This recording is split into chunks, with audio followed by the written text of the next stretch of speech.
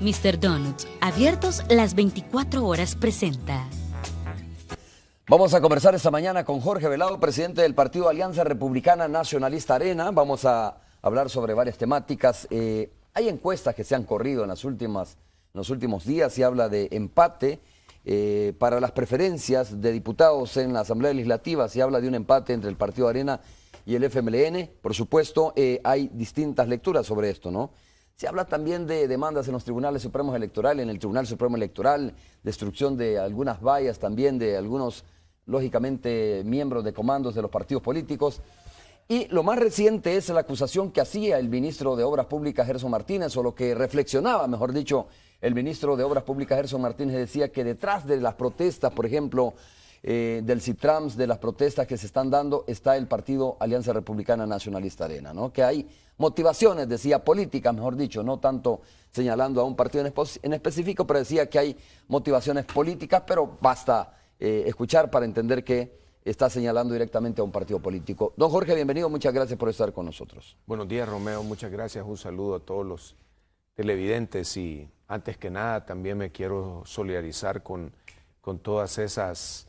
ese grupo de vendedores y vendedoras que perdieron sus puestos por el incendio del pasado fin de semana y a Dios gracias pues el alcalde de San Salvador y el futuro alcalde de San Salvador reaccionaron inmediatamente con un fondo de apoyo para todos ellos. Pero ¿y ese fondo ya fue entregado o no? Ayer es lunes, el día domingo, entregaron una cantidad de dinero a cada uno de ellos de acuerdo al censo y entiendo que ahora lo que viene es un financiamiento blando para que ellos puedan reconstruir. Y eso, Jorge, ¿quién va a entregar este financiamiento? ¿La alcaldía municipal? La alcaldía municipal. ¿Cuál va a ser el mecanismo realmente si se entrega? Bueno, el detalle realmente no lo conozco. Sé el domingo mismo que habían estado Edwin y Norman en esto y que sí entregaron un dinero a la gente. Y ahorita vendría ya el proceso, pero hay que hacerlo rápido, ¿verdad? Porque esta gente tiene que ponerse a trabajar de inmediato.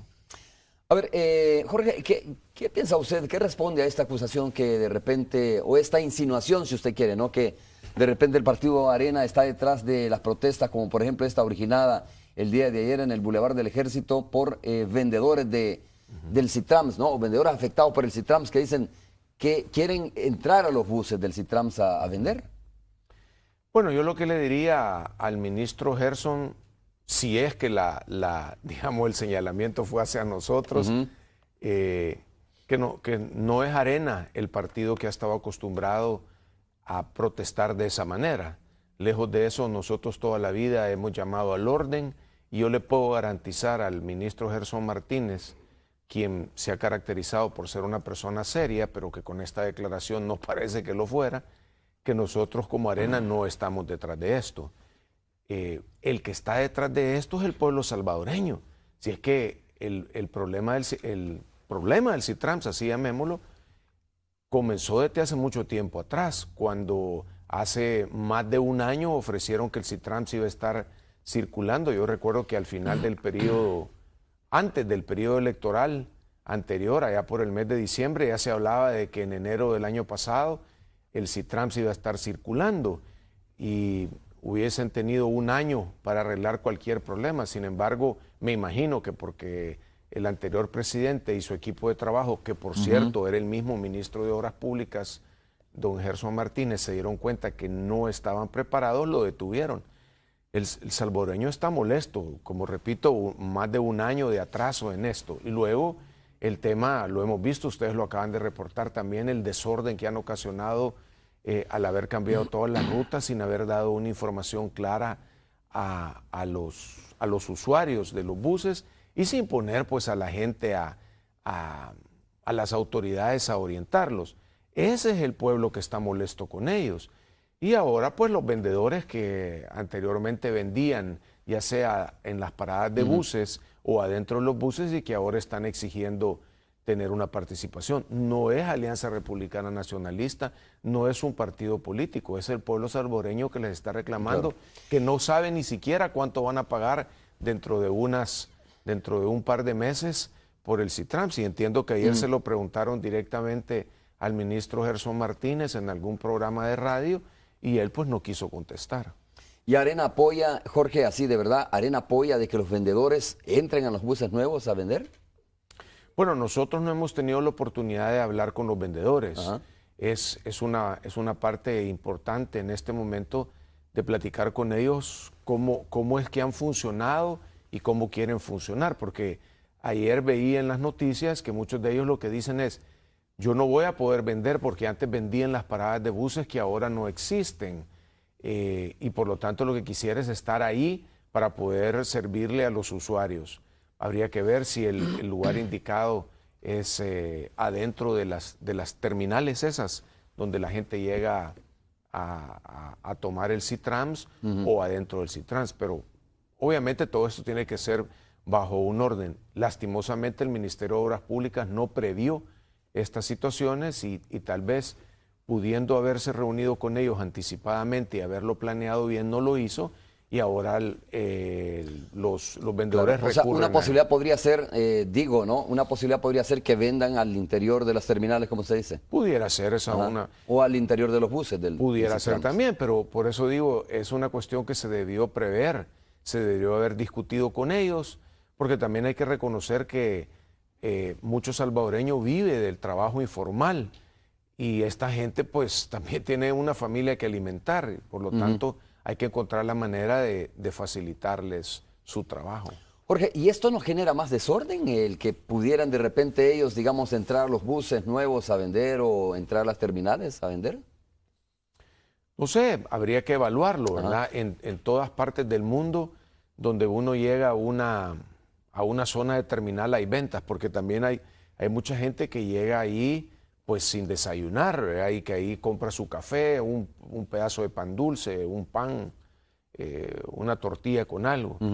Y repito, en cualquier lugar donde uno llega, hasta las metrópolis más grandes del mundo, tienen unas zonas de, digámosle, de abastecimiento de los, si le pudiéramos llamar así, de los usuarios. Pues hombre, habría que encontrar la manera de hacerlo. Yo creo que el Ministerio de Obras Públicas ha tenido bastante tiempo a través del Viceministerio de Transporte de arreglar todo esto, y yo no sé si es la falta de capacidad, la desidia o la insensibilidad social de ellos que no les permitió hacer esto con suficiente tiempo, pero lo cierto es que hay un problema, no lo han solventado y no parece que lo quieran solventar. Oiga, Jorge, más allá de los señalamientos, de la crítica, ¿no? Y lo digo en el buen sentido que tiene todo el derecho el Partido Arena de hacerlas de la forma como está funcionando el C-Trans, ¿cuál ha sido el aporte del Partido Arena a este proyecto? En algún momento el Partido Arena señaló las dificultades y los problemas que podía enfrentar este tema del C-Trans, digo, antes de comenzar a construirlo, ¿no? Porque ayer, por ejemplo, vimos al diputado Reyes tratando de demostrar que no era posible accesar al C-Trans como está diseñado en este momento, y algunos dicen, pues lógicamente se está aprovechando de una coyuntura política electoral para poner en perspectiva este tema. Bueno, el primer aporte que nosotros dimos, fue el aporte de Norman Quijano cuando, ante la necesidad de tener una ciudad más transitable, que por cierto ese es uno de las promesas y de los proyectos, uno de los pilares de Edwin Zamora en su plan municipal, Norman señaló que la necesidad de hacer una reconversión del sistema de transporte público en el municipio de San Salvador, y le dedicó una buena parte de su campaña a prepararse con una propuesta que era bastante diferente a esta, en donde se utilizaba la primera calle Poniente-Oriente para evitar precisamente el bloqueo al tráfico pesado.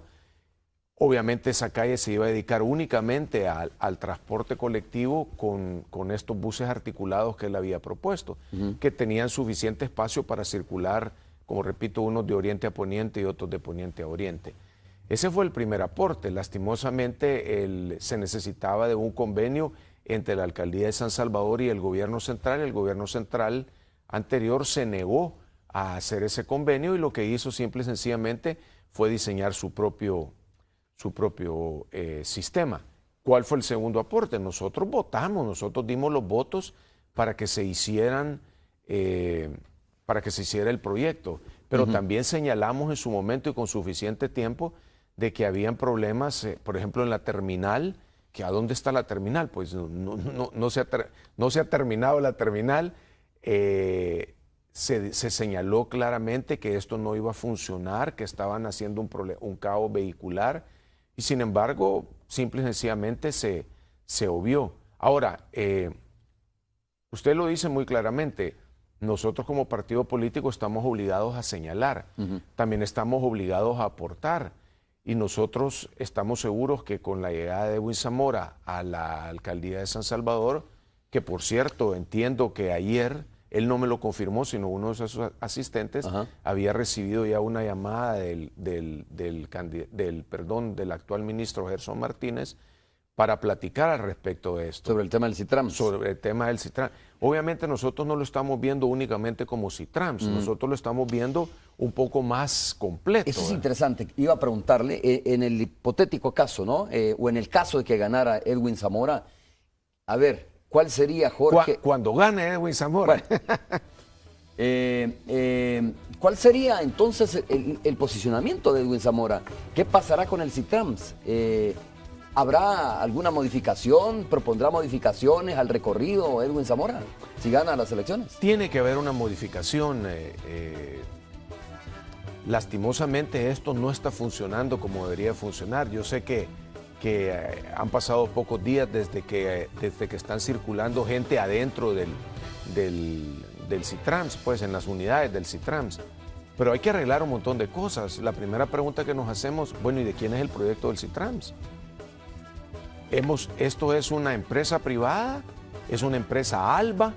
¿O es una empresa mixta o es del gobierno? Si fuera cualquiera de los tres casos anteriores, ¿por qué usted y yo y los amigos televidentes con nuestros impuestos hemos pagado un proyecto que no lo deberíamos de haber pagado? Si esto viene para que una empresa privada o una empresa mixta se lucre, ¿por qué lo tuvimos que pagar nosotros? Ellos deberían de haber pagado su inversión. Lastimosamente no está claro. El otro tema es qué va a pasar con todos esos transportistas que tenían las unidades para dar servicios en la zona.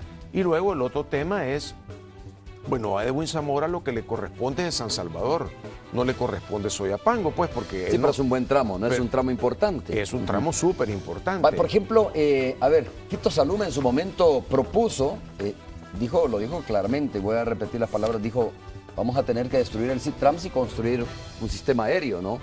¿Qué modificaciones, por ejemplo? Supongo yo que a estas alturas el Partido Arena y el candidato tiene ya propuestas concretas sobre qué pretende hacer con el tema del CITRAMS, sobre todo en este tramo donde tiene jurisdicción la municipalidad.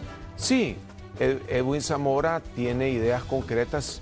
Hay algunas cosas que yo no me quisiera adelantar porque precisamente él va ahora y mañana a un debate público con televisivo, con los otros candidatos, y hay algunas cosas que él las va a usar, pero yo sí lo que le puedo decir a ti, Romeo, y a los amigos televidentes es que se necesita meterle el diente a esto. Obviamente nosotros no creemos que debemos de llegar al tema de destruir el CITRAMS, porque eso le costaría más plata a los salvadoreños, plata que obviamente no tenemos. Pero que hay que hacer algunas modificaciones, habría que hacerlas. Y que hay que tener la apertura, tanto de parte del gobierno como de las municipalidades, y en este caso estaría hablando no solamente de San Salvador, sino que también de Soyapango, de encontrarle un arreglo a esto. Probablemente esperemos que el arreglo no sea tan difícil que le compliquemos más la vida a los usuarios. En este momento hay gente diciendo ahí que, mire, yo me he tenido que levantar una hora antes, dejar a mis hijos, no poderlos llevar a la escuela, sino que dejarlos que se vayan solos para poderme venir. Y luego viene la segunda parte, que el CITRAMS ha ofrecido después de esto ampliarse, entendería pues que hasta prácticamente Santa Tecla. ¿Qué se va a hacer? Porque si nos va a partir la ciudad de San Salvador de una manera que nos va a generar un caos. O sea, ¿ustedes no están de acuerdo en que se construya el otro tramo, entonces, hasta Santa Tecla? Nosotros lo que queremos es que cualquier cosa que se construya sea un consenso entre la Alcaldía de San Salvador y el gobierno central para mantener a la ciudad de San Salvador como una ciudad transitable que le pueda dar servicio, un buen servicio a ese millón de personas que circulan por San Salvador. Y si no, veamos lo que pasó ayer, solo con lo que estaba sucediendo, el caos ya no solo fue allá en la propia zona de Soyapango y la entrada de San Salvador, la Juan Pablo, sino que eso se tiró a las zonas, digamos, aledañas, porque los buses circulaban por nuevas rutas y los vehículos particulares también tuvieron que desviarse. Eso ha sido un problema. Muy bien, vamos a hacer la primera pausa comercial conversando con Jorge Velado, presidente del Partido Arena. Esta mañana volvemos.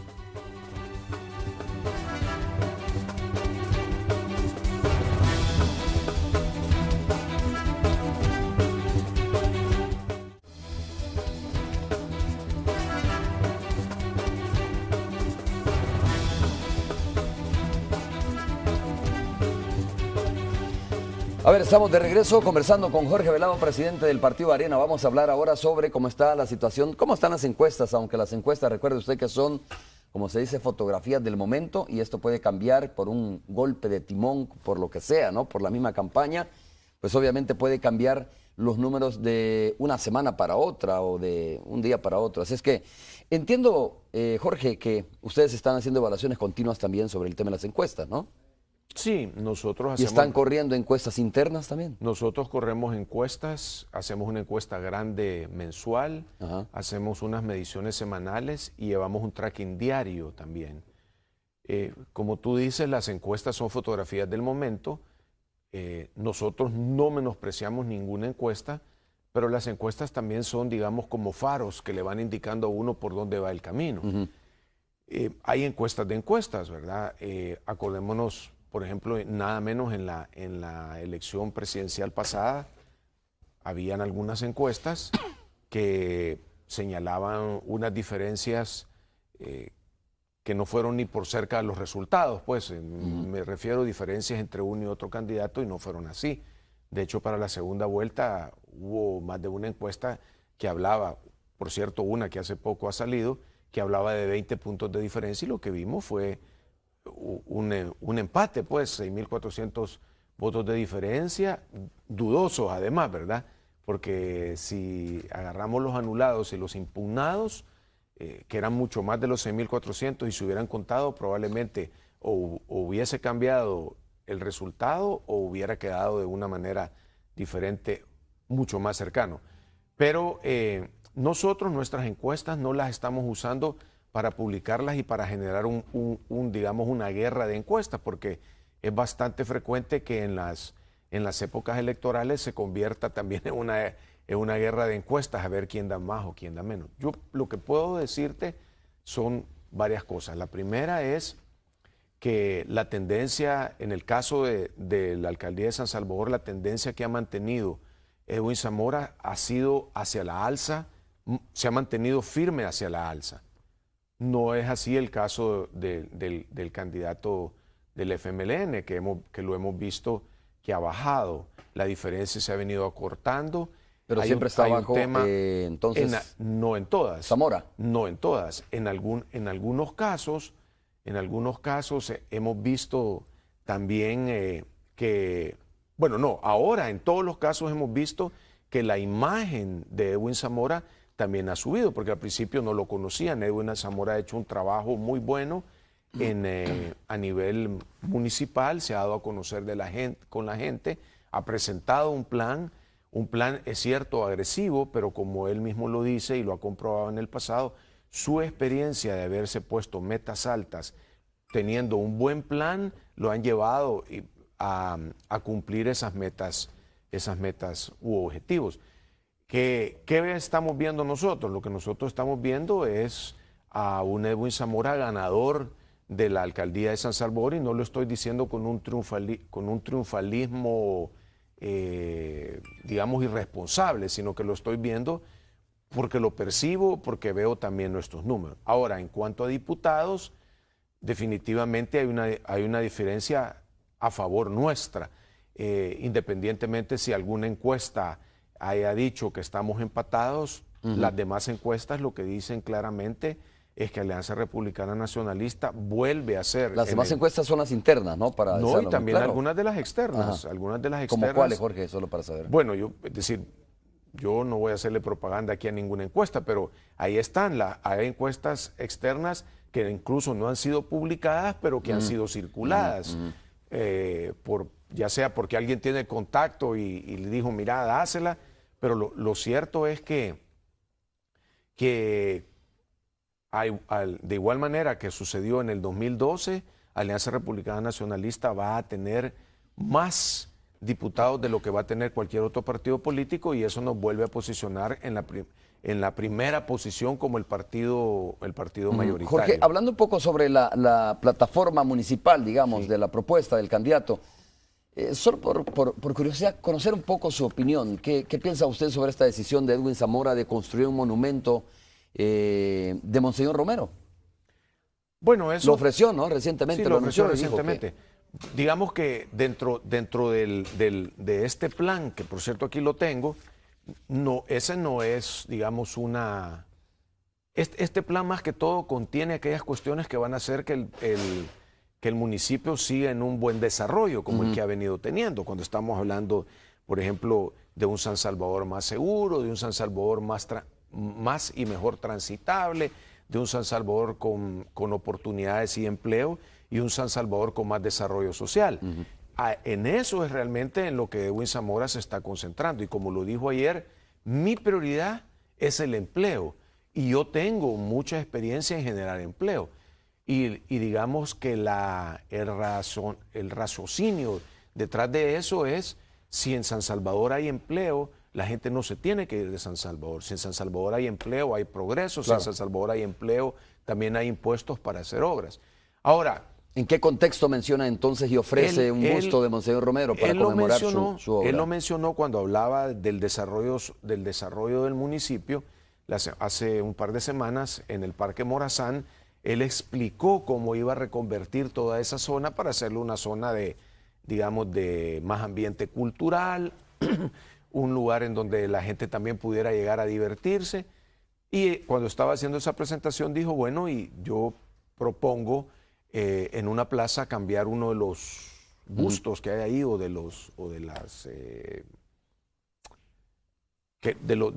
estos monumentos que se hacen, cambiarlo por un monumento a Monseñor Romero, lo cual a mí me parece muy bien. Pues si Monseñor Romero, si la Iglesia Católica ha dicho de que es o que va a ser un santo, pues hombre, y es un salvadoreño, tiene que tener algún nivel de reconocimiento, pues, y es mejor hacerlo en un monumento en donde incluso la gente puede llegar y no sencillamente ponerle el nombre a una calle o a un aeropuerto, pues.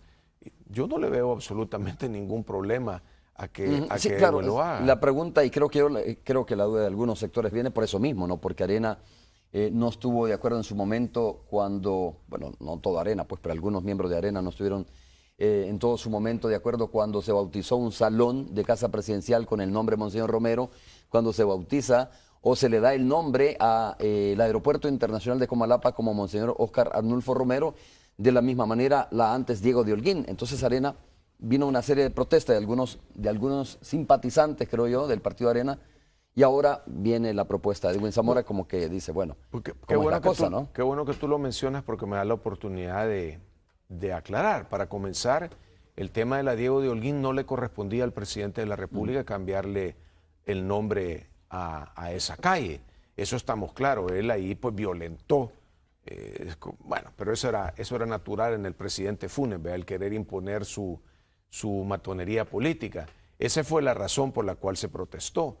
Ahora bien, nosotros nos apegamos a lo que dijo su santidad Juan Pablo II, ahora San Juan Pablo II, la primera vez que vino a El Salvador, y lo dijo enérgicamente.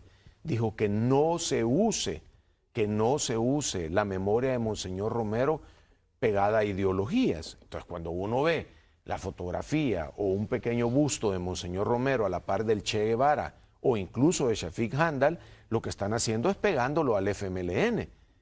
Y eso no debe ser así.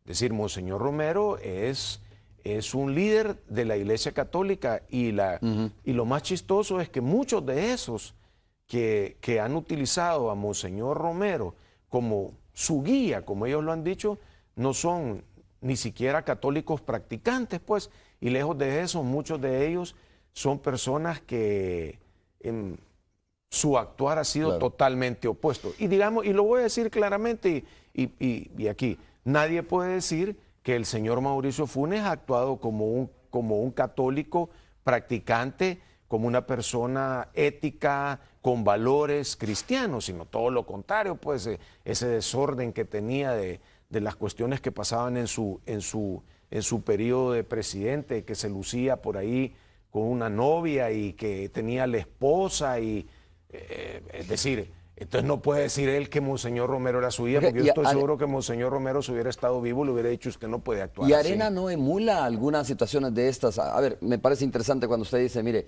se utiliza la imagen de Monseñor Romero cuando aparece a la par de un busto del Che Guevara, etcétera. Y Arena, cuando ofrece este monumento, ofrece este busto de Monseñor Romero, ¿no lo pega a la campaña política electoral del partido también? Mire, tal vez el momento en que se ha dicho, obviamente tiene que ver con la campaña política, pues porque es dentro de ese tiempo. Yo creo que estoy seguro que las intenciones de Edwin Zamora con esta propuesta, que así nos lo hizo ver, es: miren, yo lo que quiero es que también el pueblo salvadoreño se dé cuenta que nosotros en Arena, que somos el único partido político que en nuestros principios y valores hablamos de que reconocemos a Dios nuestro Señor, al Salvador del mundo como nuestro guía, no tenemos absolutamente ningún problema en que si la iglesia ha decidido beatificar o canonizar a Monseñor Romero, pues hombre, es una decisión de la iglesia y no tenemos por qué oponernos, ni mucho menos, y una muestra de eso. Mucha gente ha querido Romero como hacer de Monseñor Romero el líder de la izquierda. Yo te puedo garantizar que hay muchísimos areneros que también le tienen aprecio a Monseñor Romero. Algunos de ellos serán devotos, algunos otros no seremos devotos a él, pero tampoco creemos de que Monseñor Romero era un enemigo del pueblo, o un enemigo de la derecha, o un enemigo de las clases privilegiadas de este país. Nada que ver. Bien, vamos a hacer de nuevo una pausa. Cuando regresemos vamos a hablar de la plataforma municipal. Es importante, como siempre lo hacemos también, hablarnos sobre las propuestas concretas que están haciendo los candidatos a las alcaldías y también los candidatos a la Asamblea Legislativa. Volvemos en breve.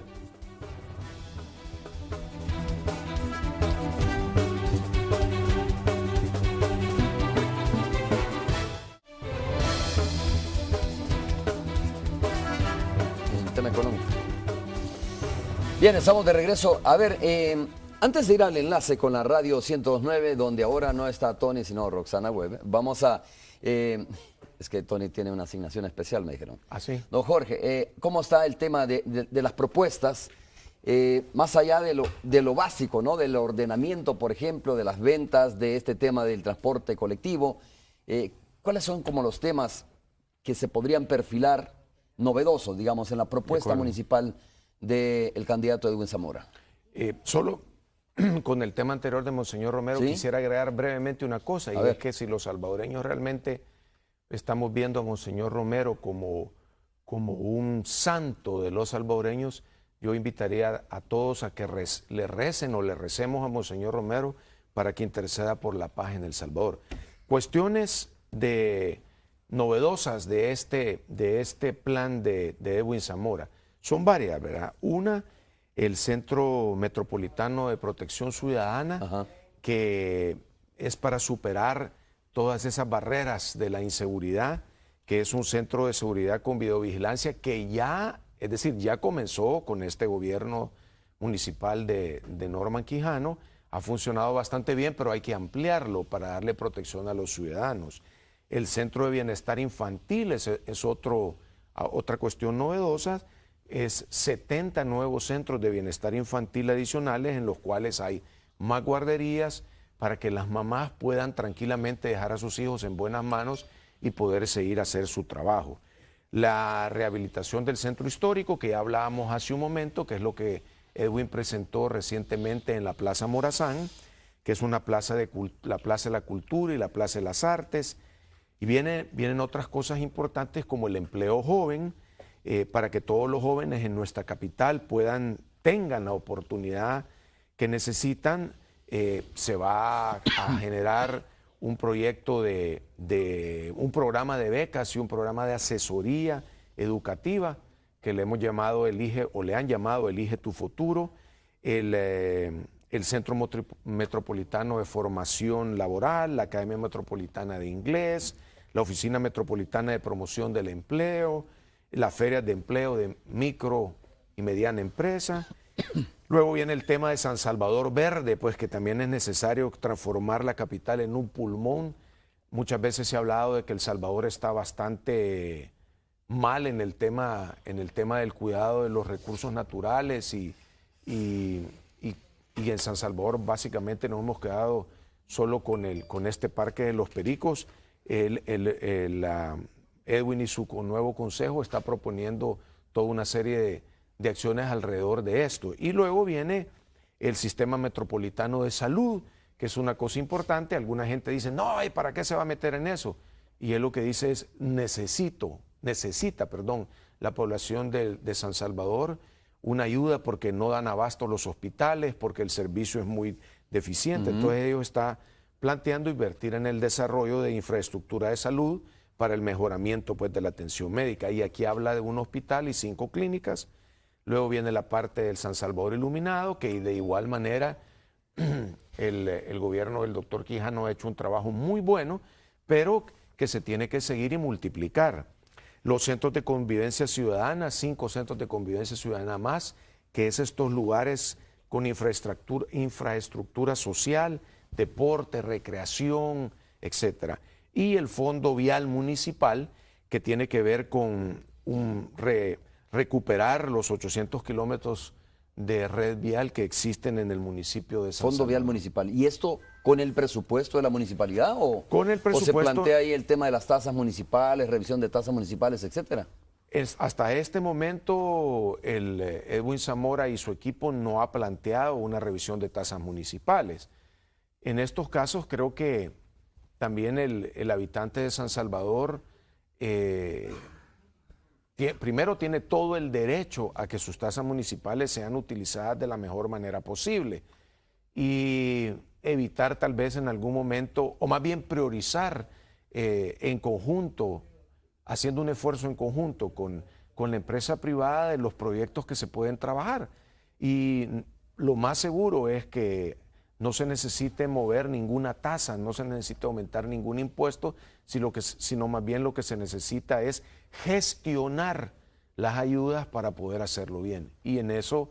¿Gestionar ayudas con quién, Jorge, sería entonces? Hay ayudas que se pueden gestionar de forma internacional. Se pueden llegar a acuerdos como ya se ha hecho en el pasado, de tener municipalidades hermanas alrededor del mundo. Se acordarán los amigos televidentes que hace algunos años vinieron una cantidad de buses directamente a las alcaldías para poder llevar los fines de semana a zonas de recreación en el país a los habitantes de ese municipio. ¿De dónde vino eso? Eso vino de ir a hacer gestiones a Europa y específicamente a España con municipalidades hermanas. Eso se puede hacer, se debe de hacer. El otro tema es trabajar con la empresa privada y ahí yo reconozco el excelente labor que ha hecho la gestión de Norman Quijano al haberse acercado a muchas empresas que lo han apoyado para sacar adelante El Salvador del Mundo, la Plaza Beethoven, la Plaza San José y otras más. Y yo estoy seguro que Edwin, que tiene una gran experiencia como administrador y como empresario, lo puede hacer. Además, una cosa que distingue a Edwin de este gobierno central es su capacidad de gestión, porque este gobierno a veces habla que no hay fondos. No es cierto, los fondos existen. Lo que pasa es que no hay capacidad de ejecución, no hay capacidad de gestión. Y estoy seguro que Edwin sí lo va a poder hacer. ¿Cómo está demostrada la capacidad de gestión de Edwin? Bueno, de muchas maneras. Para comenzar, es un hombre que en su carrera profesional y empresarial se ha logrado lo que se ha propuesto. Él ayer comentaba que cuando en una de las empresas que él manejaba dijo, vamos a llegar a tener 10,000 empleados, por supuesto que hubo un poco de resistencia, porque pues los accionistas decían, mira, ¿y cómo vas a hacer eso? Y él dijo, lo voy a hacer. Hizo un plan y ese plan lo echó a andar con un proyecto claro, con metas, objetivos a inmediato, corto, mediano y largo plazo, y después de algunos años lo logró. Entonces, cuando Edwin dice, visualicemos una ciudad totalmente limpia, una ciudad transitable, una ciudad amigable, una ciudad en donde hay trabajo, estoy seguro que lo puede lograr. Claro, Jorge, lo que uno a veces dice, bueno, no quiero decir que es una contradicción, pero dice, no termino de entender, ¿no? Porque lo que se plantea muchas veces es como la antítesis de lo que está pasando. Es decir, cuando hablamos de ordenar la ciudad, hay que ordenar la ciudad, hay que profundizar o hay que ir por una ciudad más limpia, más segura. Pareciera que no se ha hecho entonces en esta administración. No, todo lo contrario. Edwin lo que ha dicho es, lo primero que tenemos que hacer es continuar con todo lo bueno que se ha logrado. San Salvador no es ahora, hoy por hoy no es el San Salvador de hace 6 años. Todos nos recordamos aquel San Salvador desordenado, lleno de basura. ¿Se acuerdan? Pues los amigos televidentes, incluso el famoso mote que le habían puesto a la alcaldesa, que le decían la reina de la basura, y no lo estoy haciendo doña Violeta con ánimo de molestarla, ni mucho menos. Pero ese era el mote que le habían puesto, y sin embargo, ahora nadie puede decir que San Salvador está sucia. Se ha pasado a recoger un promedio de alrededor de 600 toneladas de basura diarias, para lo cual se tuvo que comprar una serie de camiones. ¿Y por qué esos camiones no se compraron antes? Porque probablemente la basura no tenía prioridad.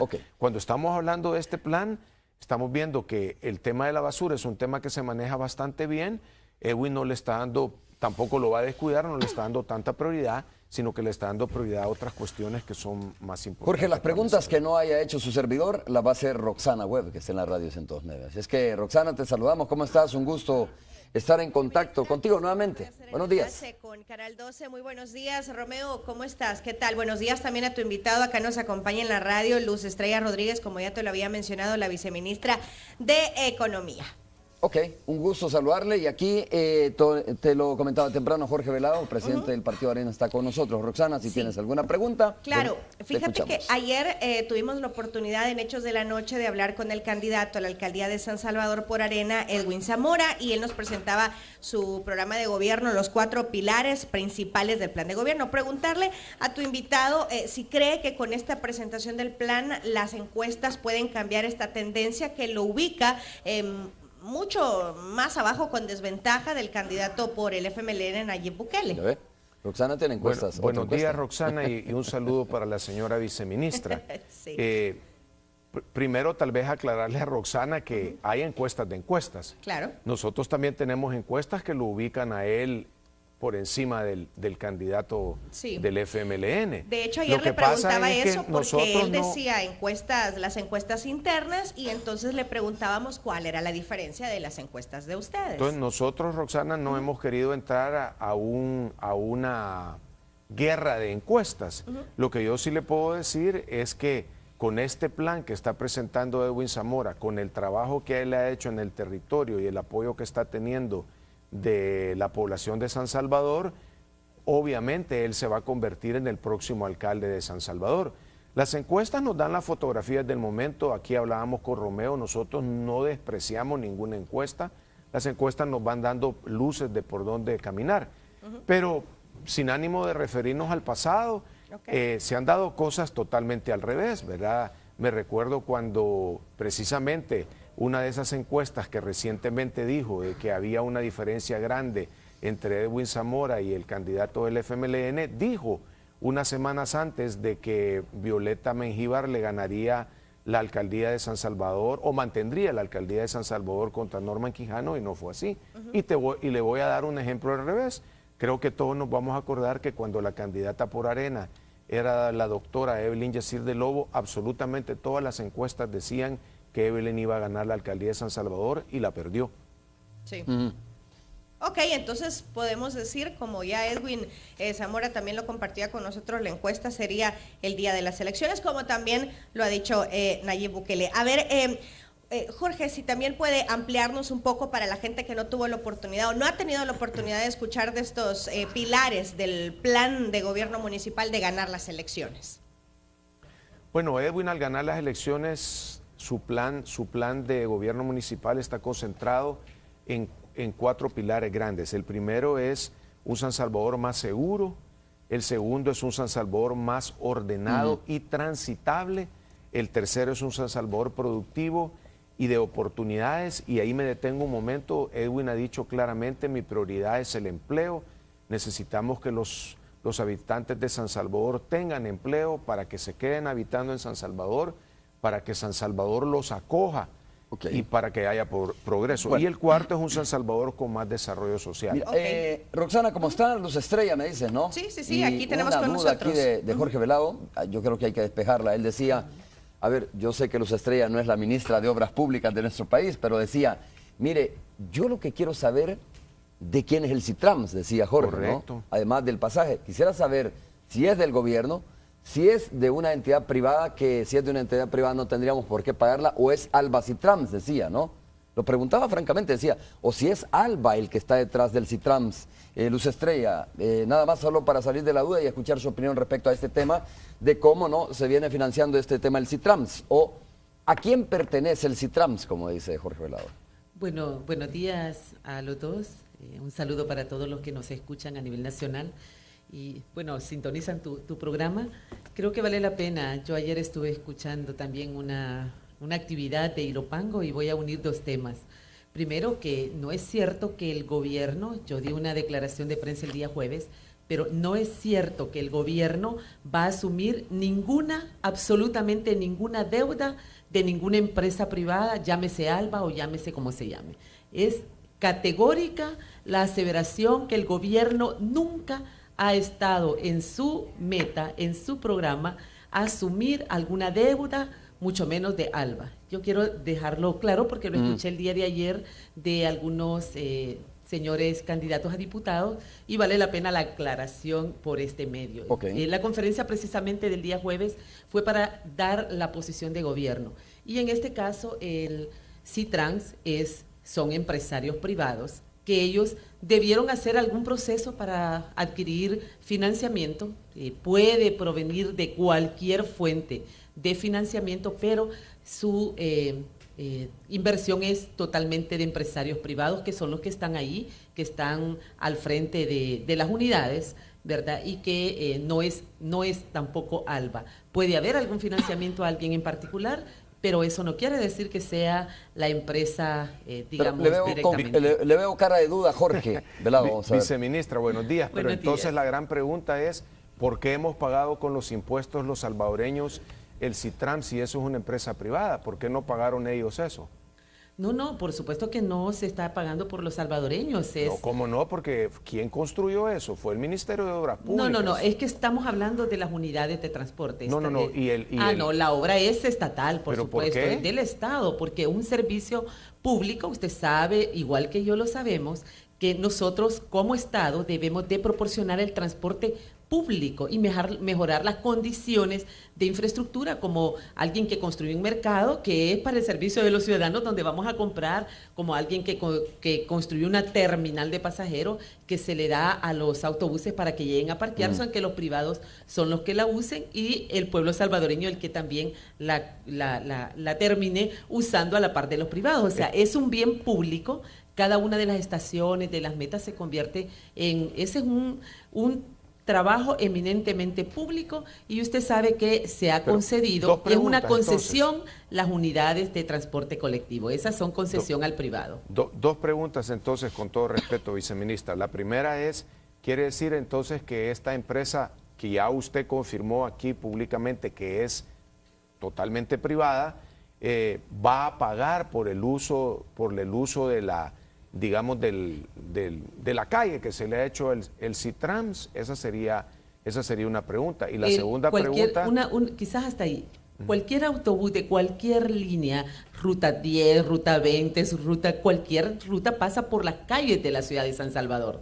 O sea, yo no creo que nos estemos complicando la vida por eso, porque usted sabe que son unidades de transporte colectivo que van a dar un servicio especial, igual que el resto de las unidades de transporte colectivo que están dando otro servicio. Lo que se quiere es mejorar y que tengan condiciones los salvadoreños, los capitalinos, para transportarse en mejores condiciones. Pero las rutas pagan un impuesto por hacer uso de las calles. Y el otro tema que le iba a preguntar... Eso mediante la tarjeta de circulación. Claro. También, sí, correcto, pero el Citrams no tiene ni siquiera placas, no tiene tarjeta de circulación los buses del Citrams. La otra pregunta es lo que decía Romeo, bueno, no sé si lo dijo Romeo, ¿cuánto va a costar el pasaje? Ah, no, esa es la pregunta que se hacen todos, ¿no? Bueno, o sea, eso no me compete a mí decirlo, Pero ¿por Jorge, qué no? pero... Si usted es la viceministra de Economía. Pero serán el viceministro de Transporte y de Obras Públicas quienes Pero están haciendo esa tarea y pronto ustedes lo sabrán. Pero usted es una persona importante en el FMLN y en este gobierno y todos los salvadoreños nos hacemos esa pregunta y ¿por qué se niegan a contestarla? Yo creo que se ha dado las respuestas correspondientes, se están haciendo las evaluaciones y pronto estará ya esa tarifa. Okay. Yo Dos creo años, que dos hay que años, esperar no un creo, poquito. no creo que en este momento... 2 años como dice- haciendo la evaluación. Como dice Luz Estrella, no creo que en este momento se vaya a dar a conocer el costo del pasaje. Probablemente porque va a ser muy caro va- y entonces eso les va a afectar políticamente. Eso podría ser especulación también. Vamos a hacer una pausa, Ok, gracias muy Roxana. Y a Luz Estrella también hacemos una pausa, regresamos ya para el cierre de Hechos AM.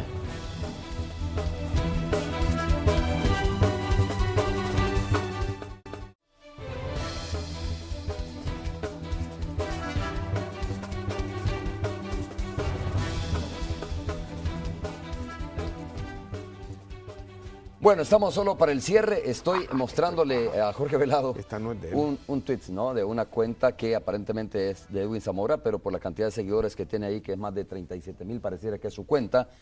Que no tengo confirmado el dato, por supuesto no voy a leer el tweet que acaba de subir esa cuenta de Edwin Zamora, ¿verdad? No creo.